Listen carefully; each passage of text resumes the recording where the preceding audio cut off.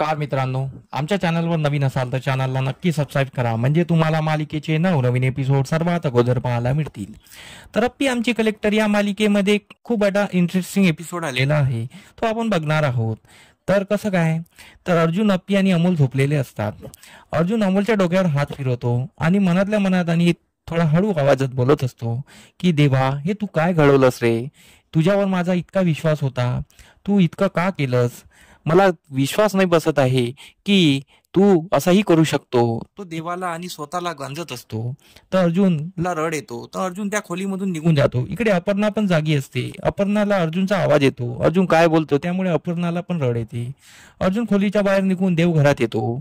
देवघरात आल्यानंतर तो देवाशी बोलत असतो. देवाशी बोलत असताना तो बोलतो, देव बघ, तू तर दगडाचा आहे, पण तू तर माणसाला बनवलेला आहे ना. पण तू त्या माणसाच्या मनात इतकं दुःख का आणलेलं आहे? तुझी आम्ही इतकी पूजा करतो, तरी तू आमच्या मागे इतकं का दुःख आणलं? आणि अगोदर तू तू माझ्या आईला माझ्यापासून दूर केलं, आता तू माझ्या मुलालाही माझ्यापासून दूर करत आहे. तू असा कसा वागू शकतो? तू माझ्या सोबत असा का वागू शकतो? जर माझ्या मुलाला काही झालं तर मी या देवघरात सुद्धा पाय देणार नाही. तर अप्पी इकडे वळून बघते तर अर्जुन काही बेडवर नसतो. तर अप्पी अर्जुनच्या मागे बाहेर निघते. तर अप्पी पण देवघरात येते. अर्जुन देवाशी वेगळ्या भाषेत बोलत असतो, ती अप्पी बघते. अप्पी अर्जुनला बोलते, अरे अर्जुन, तू असं का बोलतो आहेस? देवाला का दोष देतो आहेस? देव काही करेल, सर्व ठीक करेल, तू टेन्शन घेऊ नको. अर्जुन अप्पी देवाबद्दल बोलत असतात आणि अमोल बद्दल बोलत असतात. ते दोघेही रडतात. त्यानंतर इकडे सकाळी सर्व त्या दिवाळीच्या याच्यात तयारीत असतात आणि अमोल पण तिथे येतो. अर्जुन, अप्पी आणि कदम बापू पण तिथे येतात. तर सर्व लोक बोलतात की आता दिवाळी आहे, दिवाळीचा सण चांगल्याने करावा. अमोल बी म्हणतो, हो, मला किल्ला बनवायचा आहे.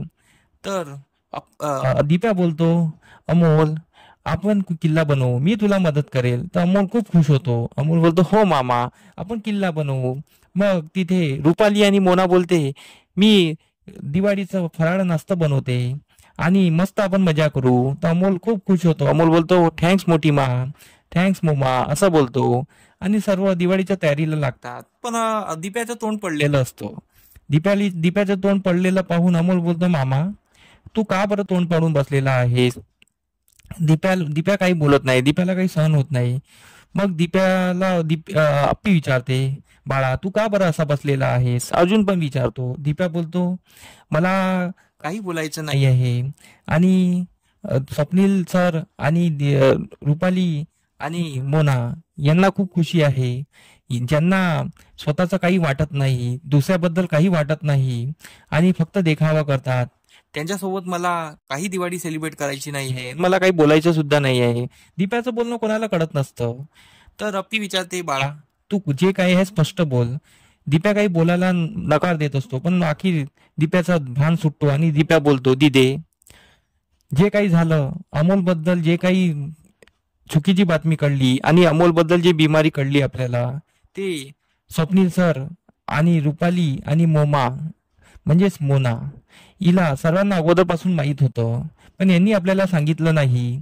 पण रुपाली काय, ही रुपाली खोटच बोलत असते. रुपाली बोलते, नाही, आम्हाला माहिती नाही. तर दीप्या स्वप्नीलला बोलतो, बोला ना स्वप्नील सर, आता का गप्प बसले आहेत? आता अमोलची काळजी नाही का तुम्हाला?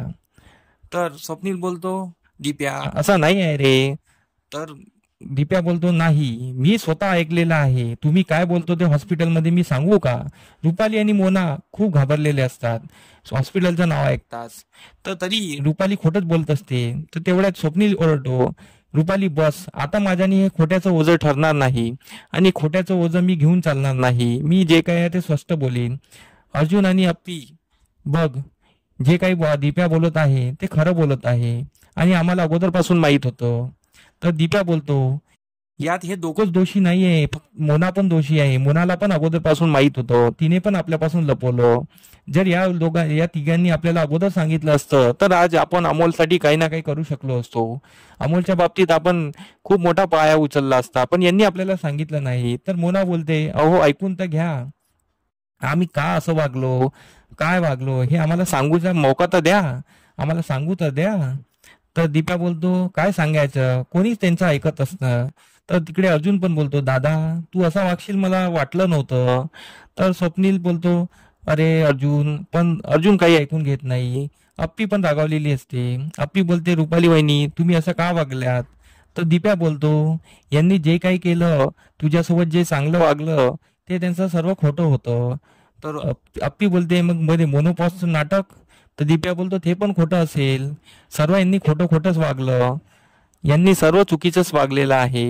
यांचं सर्व खोटं आहे, म्हणून मी यांच्यावर विश्वास ठेवत नाही. तर अर्जुन स्वप्नीलला खूप बोलत असतो. सर्व स्वप्नीलला आणि रुपालीला बोलत असते. तर कदम बोलतात, रुपाली आता जे काय आहे ते खरं सांग, काय काय घडलं ते सांग. तर स्वप्नील सर्व सांगत असतो आणि स्वप्नील ते सर्व सांगितल्यानं सर्वांचा शॉक उडतो आणि सर्वांना शॉक लागतो की असं घडलं पण आपल्याला काहीच कळलेलं नाही आहे. तर स्वप्नीलचं हे ऐकून अर्जुनला अजून राग येतो आणि अप्पीला पण राग येतो. धन्यवाद. तर दिप्या बोलतो, ताजी मला आता हे तिघ या घरात नको. माझं तर म्हणणं असं आहे की तुम्ही या तिघांना घरातून हाकलून द्यावे आणि तुम्ही आत्ताच हाकलून द्या. या घरात मला त्यांच्यासोबत राहायचं नाही आहे.